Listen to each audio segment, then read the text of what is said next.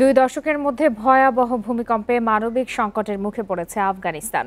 এরই মধ্যে মৃতের সংখ্যা 1150 ছাড়িয়েছে। আহতের সংখ্যা 1500-এর বেশি। ভূমিকম্পে বেঁচে যাওয়া ব্যক্তিরা জানিয়েছে তাদের কাছে খাবার ও বাসস্থানের অভাব রয়েছে।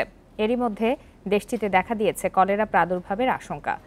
এদিকে প্রতিকূল পরিবেশের জন্য উদ্ধার কাজ বিঘ্নিত হওয়ার কথা জানিয়েছেন উদ্ধারকারীরা। এই পরিস্থিতিতে ভূমিকম্পে আফগানিস্তানে অনেক শিশুর মৃত্যুর আশঙ্কা প্রকাশ করেছেন চিকিৎসকরা। তবে বুধবার এক বিবৃতিতে তালেবান কর্তৃপক্ষ জানায়, বেশিরভাগ জায়গায় শেষ হলেও প্রত্যন্ত অঞ্চলগুলোতে চলছে উদ্ধার কাজ। এছাড়া ক্ষতিগ্রস্ত এলাকাগুলোতে ত্রাণ সরবরাহ করছে জাতিসংঘ।